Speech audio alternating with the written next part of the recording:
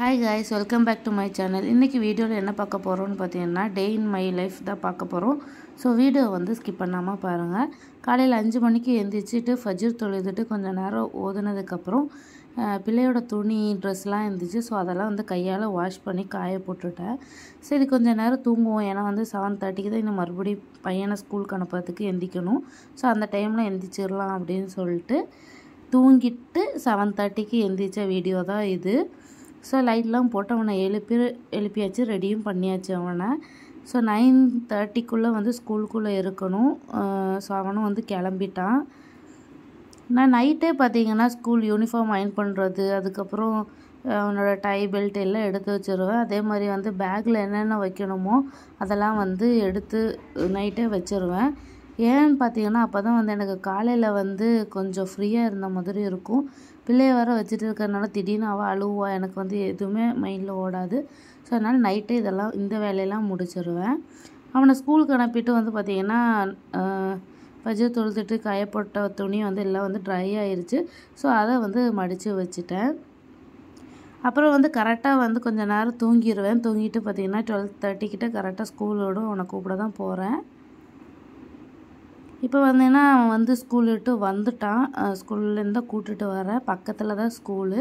So இப்போ வந்ததுக்கப்புறம் வந்து சாப்பிட்டுட்டு கொஞ்சம் நேரம் அவன் தூங்கிடுவான்.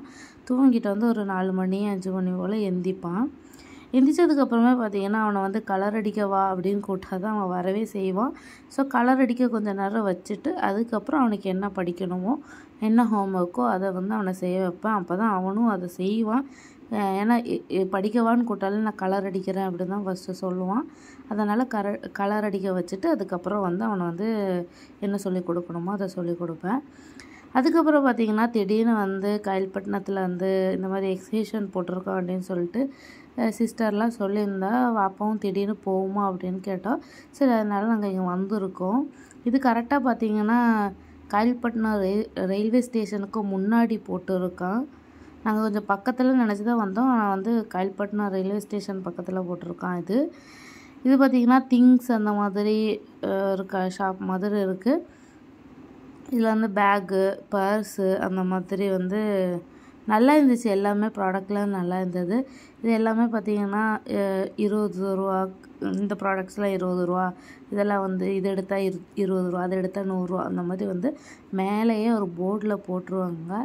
ஸோ வீட்டில் யூஸ் பண்ணுற திங்ஸு, அப்புறம் கிட்ஸ் விளையாடுற டாய்ஸு, சாஃப்ட்டு டாய்ஸு, அதுக்கப்புறம் பாக்ஸஸ்லாம் இருக்கும் இல்லையா, ஸ்டோரேஜ் பாக்ஸு, இந்த மாதிரி எல்லாமே வந்து இந்த ஷாப்பில் இருந்துச்சு.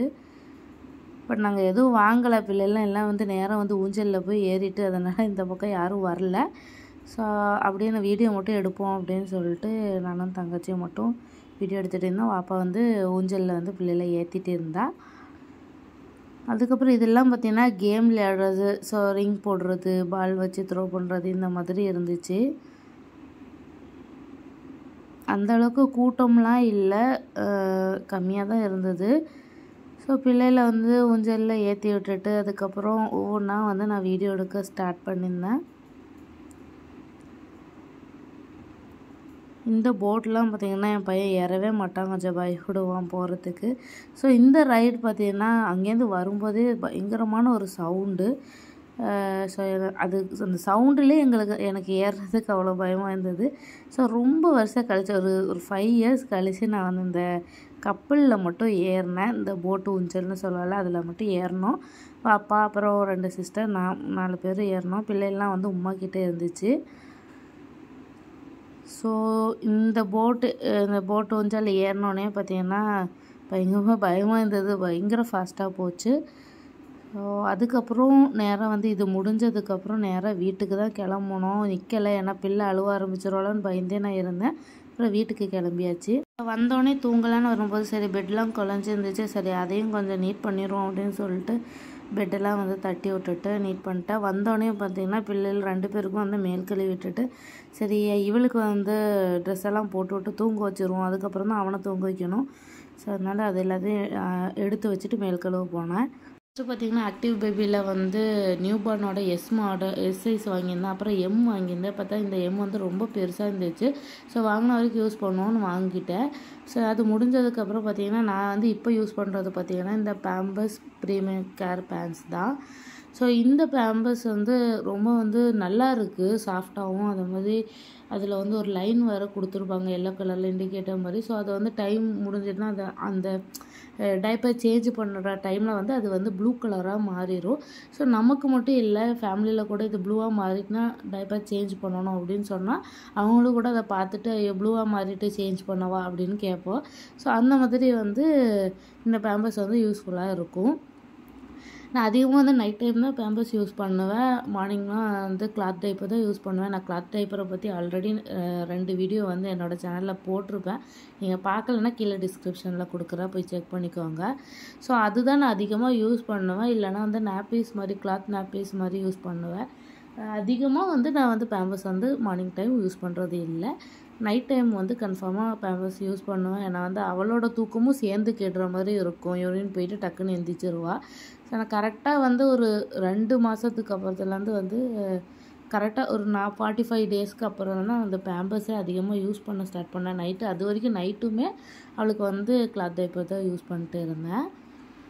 ஸோ வந்து உங்களுக்கு வந்து இந்த ஷேப்பில் ஏன் கட் பண்ணி வச்சுருக்கேன்னா, நான் ஒரு இன்ஸ்டாகிராம் வீடியோவில் பார்த்தேன், இந்த மாதிரி இருந்துச்சு. ஸோ அது எனக்கு ரொம்ப பிடிச்சிருந்துச்சு. இந்த மாதிரி கட் பண்ணி வச்சுக்கிறது ரொம்ப யூஸ்ஃபுல்லாகவும் இருக்கும், எடுக்கிறதுக்கும் ரொம்ப ஈஸியாக இருக்கும். அதனால் வந்து நானும் அதே மாதிரி பண்ணி வச்சுருந்தேன். இந்த வீடியோ உங்களுக்கு யூஸ்ஃபுல்லாகவும் பிடிச்சிருந்துருக்கும்னு நினைக்கிறேன். ஸோ உங்களுக்கு இந்த வீடியோ பிடிச்சிருந்தா லைக் பண்ணுங்கள், ஷேர் பண்ணுங்கள். இன்னும் மறக்காமல் என்னோடய சேனலை சப்ஸ்கிரைப் பண்ணாமல் பார்த்துட்டு இருக்கீங்கன்னா சப்ஸ்கிரைப் பண்ணிக்கோங்க. கூடவே பக்கத்தில் இருக்க நோட்டிஃபிகேஷன் பெல் ஆன் பண்ணிக்கோங்க. அப்போ தான் நான் போகிற வீடியோ நோட்டிஃபிகேஷன் வரும், வீடியோ மிஸ் ஆகாது.